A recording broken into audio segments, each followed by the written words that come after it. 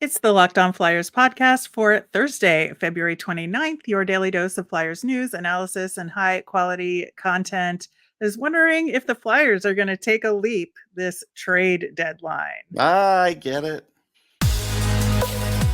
Your Locked On Flyers, your daily podcast on the Philadelphia Flyers. Part of the Locked On Podcast Network. Your team every day.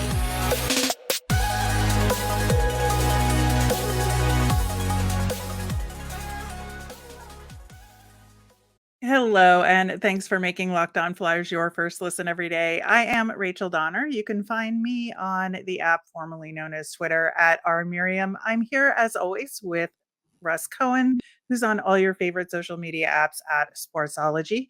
We are at Locked On Flyers on Instagram, Threads, Blue Sky, and Twitter as well. Today's episode is brought to you by Game Time. Download the Game Time app, create an account, and use the code Locked On for $20 off your first purchase. You can find us over on YouTube. We're on the SiriusXM app. Anywhere you listen to podcasts, subscribe to get our latest episode as soon as it's available here on the Locked On Podcast Network, your team every day. Just a bit of Flyers news on this mostly day off. The Flyers did waive Cal Peterson. So it seems like they're maybe going to give Felix Sandstrom a shot here. Yeah, I mean, if you read the tea leaves, that would be the obvious thing. If they have a trade in mind, I'd be surprised. So I'm happy. I mean, Sandstrom deserves another look for sure. I mean, it's been a while. Yeah, I mean, as we've said, as far as the numbers go, there's really no difference between the two of them now. So you might as well give him a shot because he's been up before.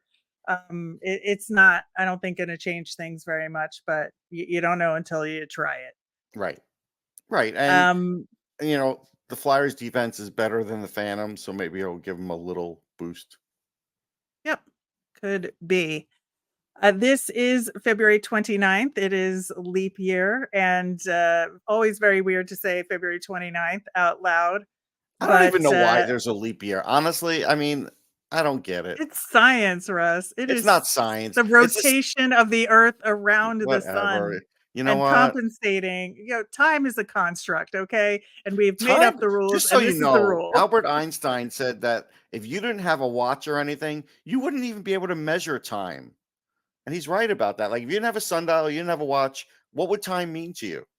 Think about that, kids. Look, we have to have some structure in our lives. Okay. All right. Fair enough. Getting back to the hockey aspect of the leap theme here, we're just looking at the Flyers, and then we're going to look at around the NHL later in the show about teams that are going to maybe take a leap at the trade deadline. And with the Flyers, I think there's some moves that wouldn't be considered a leap because they're kind of obvious and people have been talking about them. And then there's some other potential moves that would be a leap that haven't been talked about as much or at all. So I think the non-leaps obviously would be trading Sean Walker and or Nick Seeler. Right. Those are definitely the non-leaps. I think the leap would be if they both went. I don't believe they both will go. I think, it's just has to do with contract. Whichever contract they deem best, I think that's the one they go with. So, yeah, I agree with you on that one. Yeah, and I just from my personal preference, I would rather them keep Sean Walker and trade Nick Seeler, just in terms of quality of play and whose skills are more replaceable and who do I want sort of down the stretch to support this rebuild. I think Sean Walker is a better asset to have.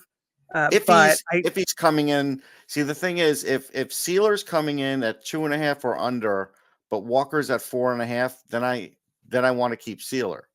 If Walker's coming in at like 3.75 and Sealer's at 2.5 or 3, then I'm going to keep Walker. That's how I feel. Well, yes, that's with the money in consideration. I'm just saying hockey. I know, but it's hard for me to separate it. It's hard for me to separate it. No, I get it. But if money were no object, that would be my choice. But if money's included, obviously, you got to consider that, especially given the Flyers cap situation. I think that sort of maybe a little bit of a leap, but not much of a leap, would be trading Scott Lawton. He is, he's been under the microscope as far as this goes for most of the season, I would say. And but has been talked about a little bit less recently, partially because he's been playing so well. And that they've been talking about his leadership and how they want to keep him around, and whether they're trying to drive up the price on him or whether it's a real thing that they're saying, no, he's not really going to be traded. It's hard to say. It's a little leap. They're definitely not saying that he's not going to be traded. They're not saying that.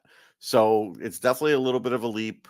I think it is about the price because they don't have to, right? Contractually, they don't have to. Team-wise, they don't have to. They're not worried about his play falling off. I mean, it fell off since last year, but that was a career year. His play is still good. So they don't have to. Yeah, I think it's still possible, but it's less likely than maybe it was 3 weeks ago, a month ago. That's fair. So, and he's just a really quality forward with an affordable salary. So that's where the attractiveness is there. I think Marc Staal, we talked about him on yesterday's show in the mailbag. What could you get back for him? It would not be a leap to trade him, but I think it would be a leap for somebody to take him, to be honest. I would say it would not be a leap to trade him. It would be a leap to keep him. That's what I'm going to say, because I just see so many better options than keeping him. Right. So I think you always could ship a player somewhere. You could ship them for future considerations and never get anything back in return. Like, there's probably a team out there that would do that. Yeah, I feel like Arizona may not be that team anymore. No, I don't think they're that team. But I think could there be could Columbus, maybe. Yeah, it could be Columbus. Yeah. Yeah, I suppose that's possible. But I think that the roster spot is definitely worth more than 0 future considerations. Yes. But yeah, and nothing personal. Like, honestly, No. he's been a great player over his career. It's just he's a roadblock right now for the Flyers. Yeah, it comes down to this. We've had other players like this before. It's just the end of the line, at least as a Flyer. Yeah. All right. So now we're kind of going to get into bigger leap territory here, because I think one player that has come up in the past as a trade option, but significantly less so, to the point where I would think it'd be a big leap, is to trade Morgan Frost. Okay, that would be a bigger leap, and I'm going to give you an even bigger leap, because if they trade him, I am sure Kyle Dubas would want him. He likes all those Sioux guys, right? But there's no way the Flyers are going to trade him to the Penguins, right? Nope. But I show you evidence with Mark Streit on how it could be done. And remember when Mark Streit ended up with the Penguins and everybody had a cow? That could happen. Oh, man. It could be a third team involved, which could be a Columbus. And then all of a sudden he ends up on Pittsburgh. Man, that Mark Streit deal. Oh, yeah. Oh, yeah. That was interesting. I think there's like a leap that says that could happen. Yeah, that would be fascinating if it were to occur. I would not like it, because I would like the Flyers to keep Morgan Frost. But same. I do think that there's a world out there where they make a good deal and get a quality return for him. What if the Flyers threw in their first and they got David Jiricek from Columbus? I don't know, man. That's a tough one for you to think about. It is tempting. It is tempting, but I think it would have to be the lower of the first round picks that the Flyers get. Right. But that's a possible leap. There you go. Yeah. And another leap, which nobody has been talking about at all, but I think would be interesting, is trading Garnet Hathaway. I think that, you look at what he's been able to do this season for the Flyers. I think he did get into some penalty trouble, but I think he's gotten that under control a little bit more as of late. It's not like 100% there, but it's better than it was. That line that they've put together, he has been, playing generally pretty well. And as a depth forward, 2.375, that's not a huge cap hit for a team to take. And I think the Flyers could get something in return for him. But what do you think? I think they could get something. I think it's a big leap because of what John talks about all the I time know. with him in the room and everything. So that's what makes it a big leap. I think his play has been acceptable, and I do think there's Mhm. probably a team out west that would take him. I think that's that's the possibility of all this.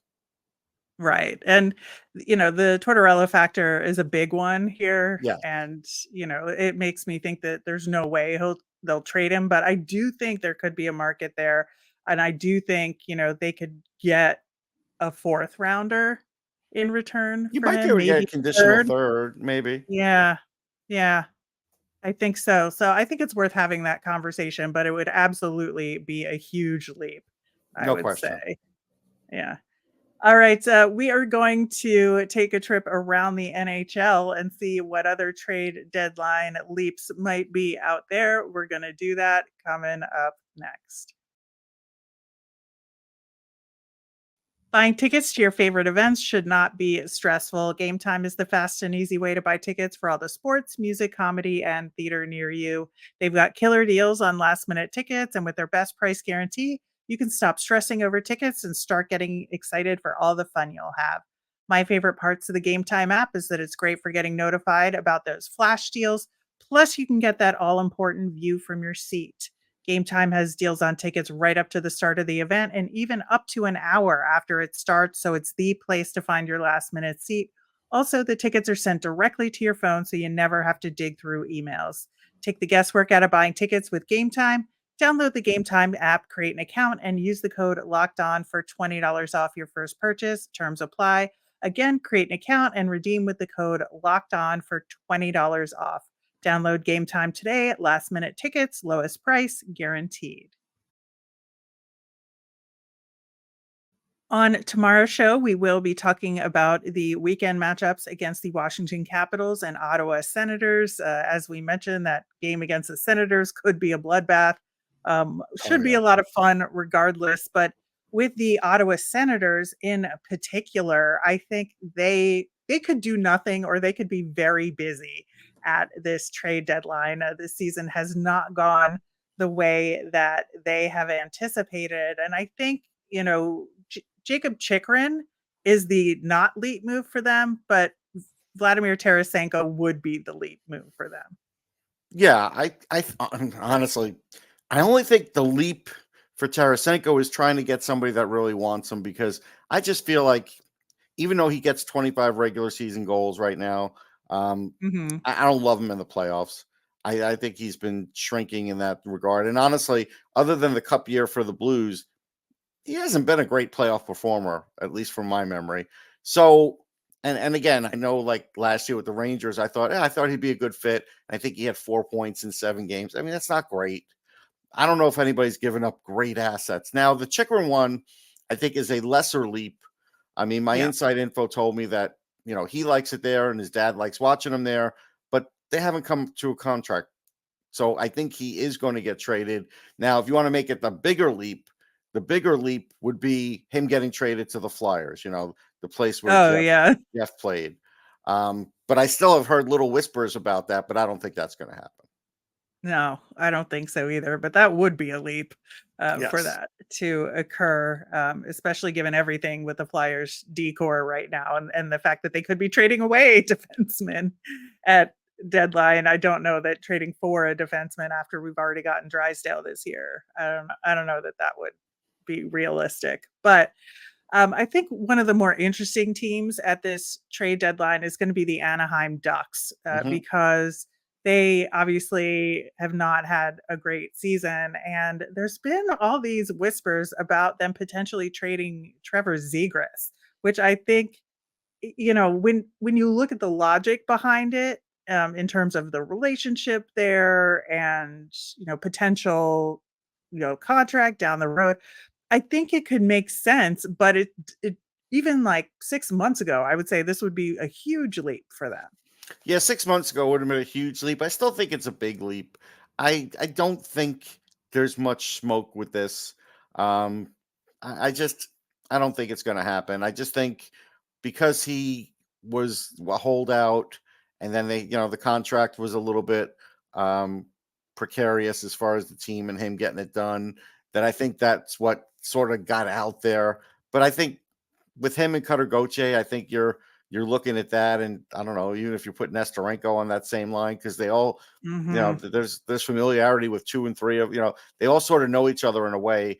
You might have something different there, and then you have the McTavish line. Like, I just feel like they wouldn't do that. Yeah, I just it feels weird to me that they would kind of give up on part of their promising future because they have, Right. as we know, they have some good prospects waiting in the wings there. It just doesn't seem right to me. So I think that would be a huge leap. Now, who would not be a huge leap to trade is Adam Henrique. Right. That's a little leap. That's a little tiny leap because Tiny leap. It's going to Yeah. happen. It's just a matter of where. And, I think he ends up somewhere on the East Coast, like the Rangers, like the Bruins. The Bruins could get him. One of those teams. But I think the Bruins might be more inclined to get the center now than the Rangers because, Brzezinski's brother has done very well for the Rangers, filling in that role. And he got a 2-year deal, Johnny. So, they might just hold on to him. Yeah. I do think the Rangers are more likely a location, and then Rangers fans could chant Henrique again, which would be fun for them. And looking at some of the other teams, I think another huge leap out there right now is the Canucks and Elias Pettersson. Like that's a quantum leap. Remember that show? Yeah, that's a quantum leap because literally watched that show yesterday, the new one. That's funny. I forgot they had a new one, but yeah, it's a quantum leap because I really don't think it's going to happen. He's just not negotiating in season. I don't think there's any chance he's leaving, honestly. Right. I think that's more what it is. And I think it's worth, him having conversations with the Canucks in the off season about what the overarching plan is. And, I think that they've had such a good year for the most part. And maybe they're a little ahead of schedule. And so like what kind of adjustments are they going to make depending on how far they go in the playoffs, I think are important questions. And if I were him, I would wait as well. Although the Penguins just beat them, made it interesting. Well, yeah, I guess. I mean, I'm just saying this league is interesting. You got to admit it, Rachel. Like stuff happens all the time. This year is unpredictable. And I think, speaking of the Penguins, I think Kyle Dubas is extremely unpredictable. I feel like anything can happen with the Pens. I mean, obviously, the main conversation has been around Jake Gensel, who's been injured. Like, how does that work? I just wonder, like, what's the return? They could trade him and still try and make the playoffs. They could leave him and just trade his rights. They have both those options. So I think it's a minor leap. Because I think there's a chance, a good chance. But beyond that, like, are the Pens going to take a leap? Like, is Dubas going to go for it here to try and make the playoffs, or is he just going to let it ride? He's not going to go for it like he did with the Leafs. I think he has to go for it because ownership wants him to. Everybody's acting like Dubas is like doing all of this on his own. Dubas would rather build you a team, and he would tell you that if you were allowed to tell you that. But he can't. He's got these guys as a core, and he's got to work his way through that.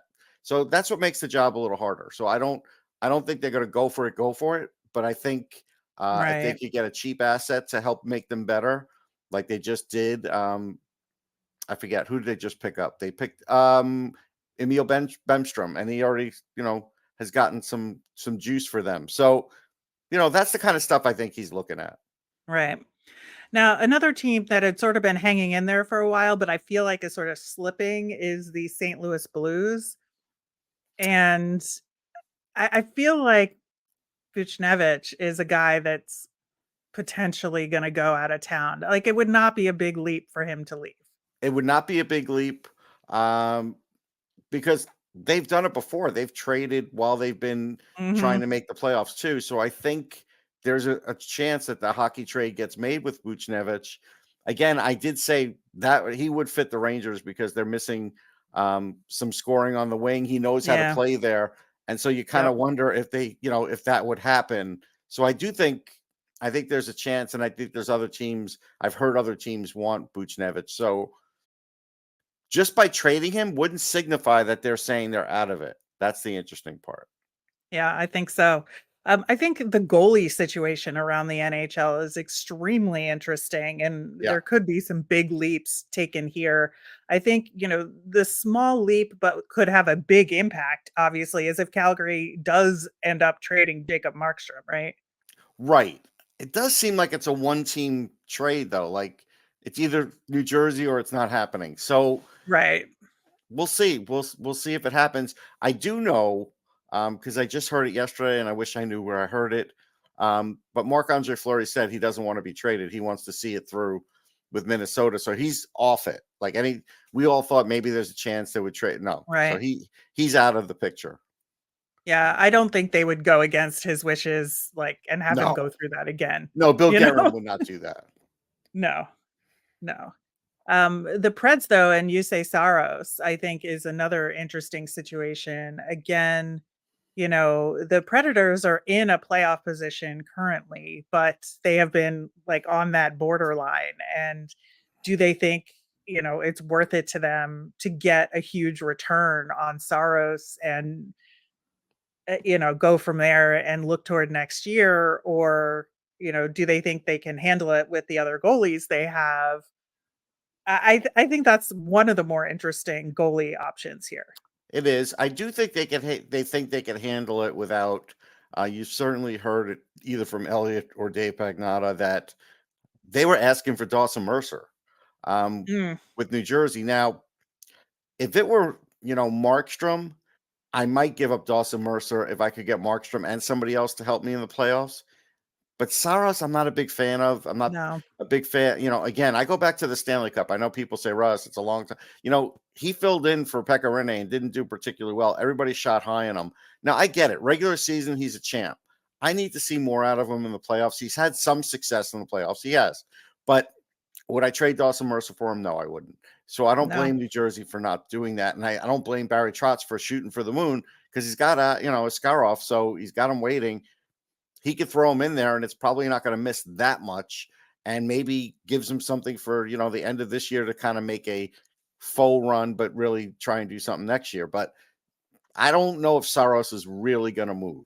All right, we have a little over a week until the trade deadline, 8 Yep. days, and so we'll see if any of these teams take a leap. We are also looking ahead, as we do on Thursdays, to next NHL Draft. And will the Flyers take a leap on right-handed defenseman Jack Bodin? It's an important point in the season, Flyers fans.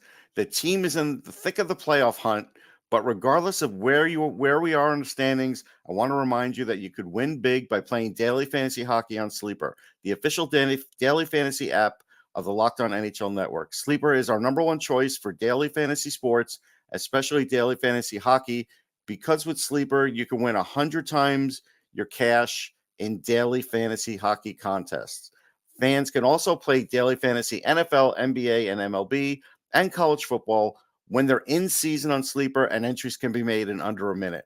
All you have to do is pick whether NHL superstars like Connor McDavid, Sidney Crosby, or Austin Matthews, plus Flyers all-stars like Travis Konechny will record more or less than their Sleeper projections for things like goals, assists, saves, plus minus, and more in a given game. To win 100 times bet on Sleeper, you need to correctly predict the outcome of 8 player stats. You heard me, Flyers fans. You could win 100 times your money playing daily fantasy hockey with Sleeper. So start paying attention and nail your picks so you can start winning big. Use promo code LOCKEDONNHL, and you'll get up to a $100 match on your first deposit. Terms and conditions apply. That's code LOCKEDONNHL. See Sleeper's terms of use for details and locational availability.